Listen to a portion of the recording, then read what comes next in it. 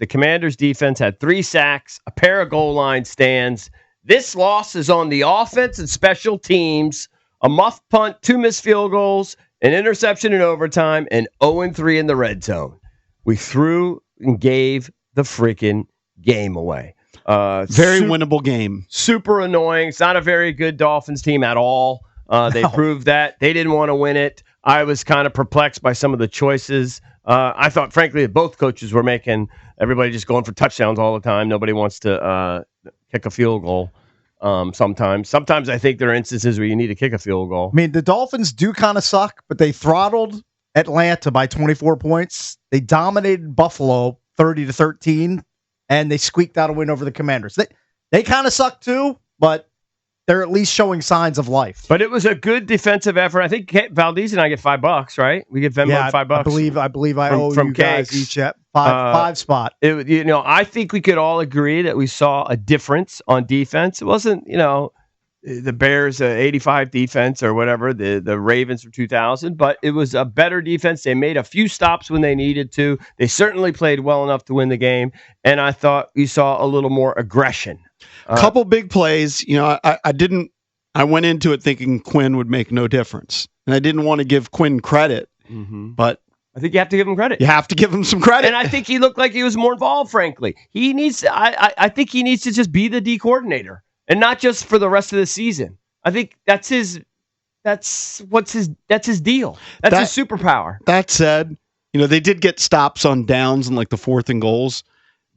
The Dolphins mostly drove the ball in every drive. They did force 2 punts. Yeah, we're not very good. So you got 2 punts out of it. We got a bunch of backups out there. The Dolphins, if I was a Dolphins fan, I'd be frustrated. They should have scored more points. Totally. I mean, Achane got stoned on the 1 twice. Yeah. And credit the Commanders for making those stops. But there was a earlier drive too. I think their very first drive, they were driving really well, and then they did. I can't remember exactly what they did, but it was a wacky 3rd down play. Credit Jacob Martin for bringing down Tua, but they should have just kept it simple because they started off the game, run, first down, pass, first down, run, first down. The beginning of the game, Achane for 11, then Tua's short pass to Waddle for 14, Achane for 23. Yeah.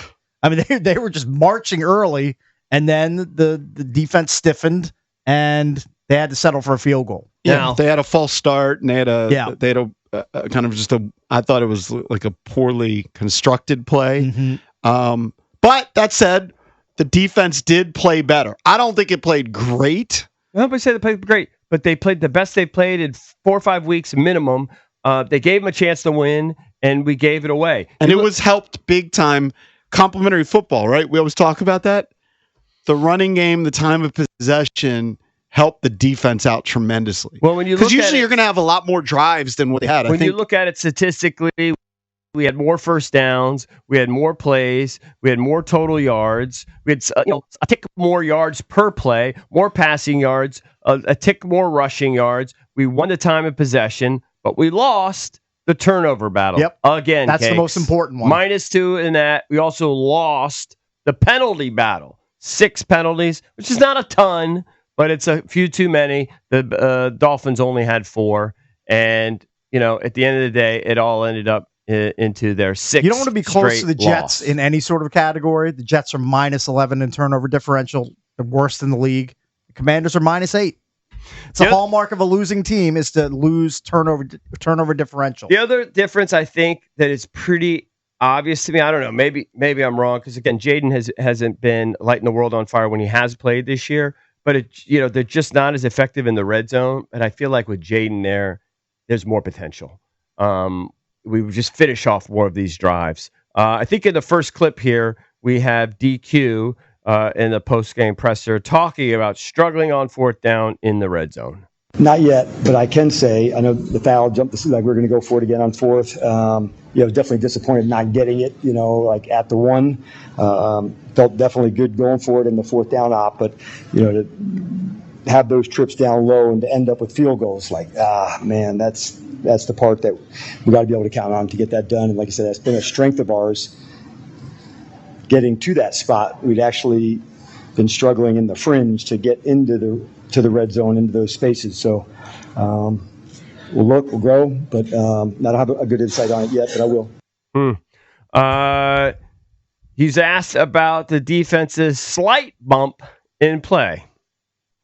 That's clip 2. Yeah, I was pleased to see them make some plays, and I thought down in that inside the 5, inside the 1, we're like, hang in, keep battling, go fight for the next one.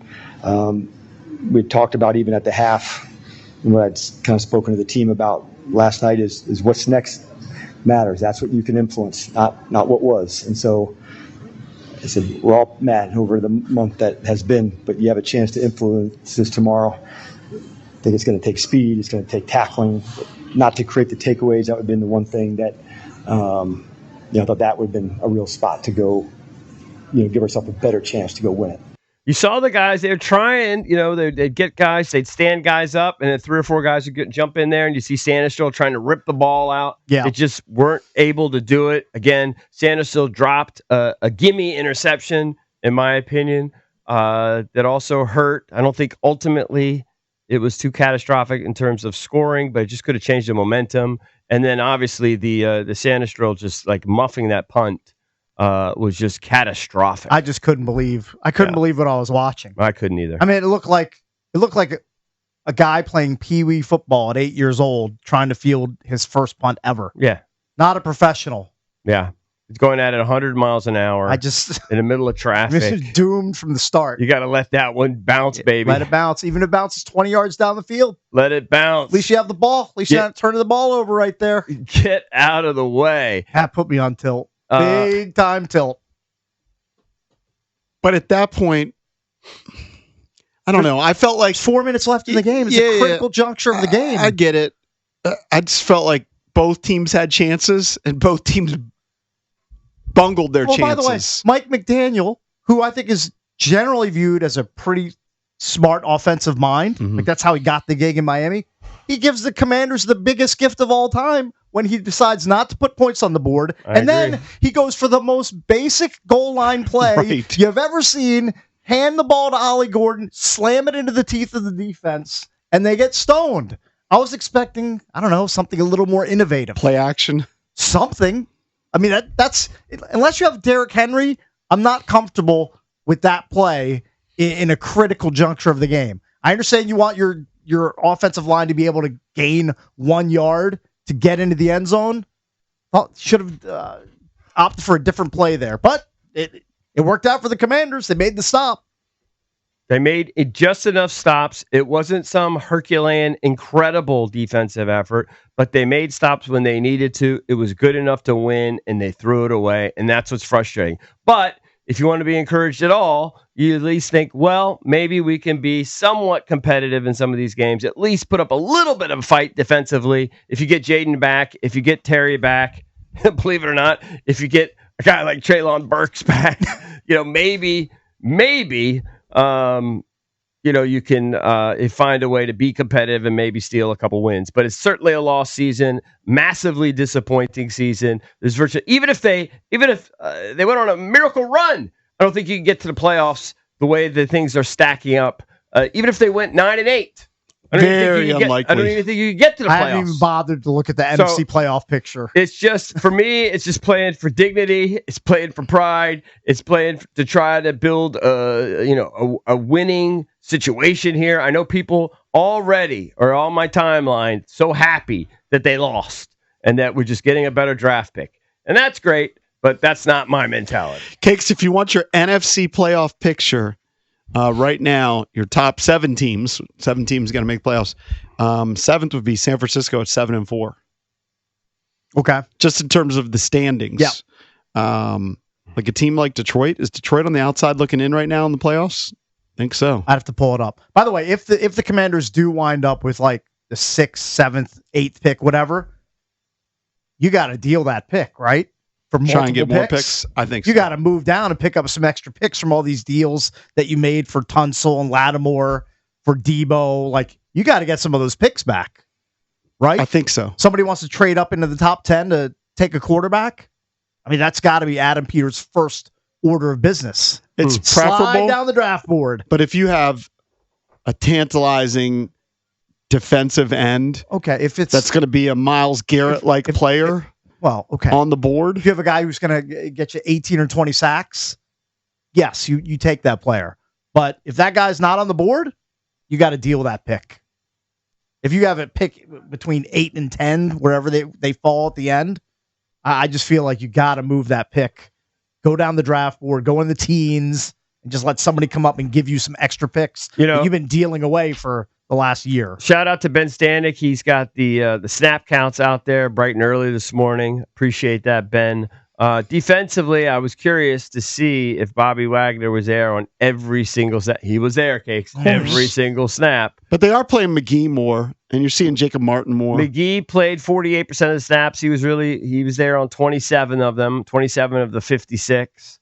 Our guy Von Miller was there for 39% of the snaps. Now he got a sack. He had a sack, so he adds to his total, which I know he's very interested in. I thought Jacob Martin, again, is flashing. Yeah, he might be one of their best defensive players. Does he have 4.5 on the season? I'll have to double check his numbers. I think he's around that number. Mikey Sanistril, up and down day. I saw some people say, really, in coverage overall, he was pretty good. Of course, the fumbled punt. And I think that the missed opportunity, the gift interception, very, very much downgrades his day. But I think people thought that in coverage he did pretty good. Bobby Wagner, kind of, he is who he is. Frankie Louvu, the other guy that played 100% of the snaps. Another guy who I think doesn't get enough credit, who I've really enjoyed watching this year, believe it or not, is Jeremy Reeves. No, he's been good. He's always there. He's always hustling. Might be, down the field making a tackle. But he's one of their fastest guys on defense. Right frankly. now, if you looked at the statistics for the Washington Commanders, your leading sack guy is still Dorrance Armstrong, who hasn't played in 4 games. Mm-hmm. Yeah, with 5.5 sacks. That's a big time problem. What does Vaughn have? Vaughn's at 5 and Jacob Martin's at 4.5. Right. So Vaughn's going to end up the season with probably 8 or 9. If he stays healthy. Yeah. He'll probably finish with 8 or 9. And that's on very limited limited time. Yep. Basically playing a third of the snaps. Let's bang out a couple of these calls here. Let's go to Keith in D.C. Keith, what's up, buddy? You're on with the Junkies. Hey, good morning, fellas. Hey, Keith. Good morning, Keith. They played what I expected them to play yesterday. Keep the game close and then find a way to give it to the other team, because that's what we do every other year. So were you not frustrated, or because you expected it, you didn't even get too emotional? I wasn't even frustrated because it's the same thing. We get 1 year every 5 or 4 years of having success, and the other 4 years we right back where we at. Right. It's like every coach and every management come in. They have 1 year, right? Get handed the same playbook and they play the same. Yeah. We always find ways to blow games and not win games. It happens every time. It's just frustrating to watch. And I was looking forward to this year. Seeing we break. The only time we really had success was in the Joe Gibbs era. And then every coach after that, it's been the same thing time and time again. We get inside the 30-yard line. Then we had these brain farts where we can't get in the end zone. Right. And it's just frustrating watching this team play this way every year and then make it so bad. The last 5 games, the last 4 games are division games. Wow. Thank you, Keith. Appreciate it, buddy. Thank you, pal. All right, thank you. He is right, though. Every new administration, every new staff comes in, they basically they have one kind of up year, and then everything else is kind of a disaster. I think this should be different. You've got Jaden Daniels. Should be. Next year, you're going to have a softer schedule. But what we've learned in the NFL is that schedule strength is huge. And also last year took advantage of it. Yeah. And this year, tougher schedule, a lot of injuries, tough to overcome. Very tough. All right. A brutal run out. 636-1067. We'll be taking your calls throughout the show. So many frustrating moments. What was most frustrating for you? I don't know. I guess maybe when Zach Ertz tripped on that critical 4th down play. The Sanistril fumble punt. How about just Mariota interception? How about just sending Matt Gay out for a 56-yard field goal? Get some more yards. Missing 50-yard field goals. He alone could have won the game. Yep. Just kick the 55-yarder that everybody in the league makes now.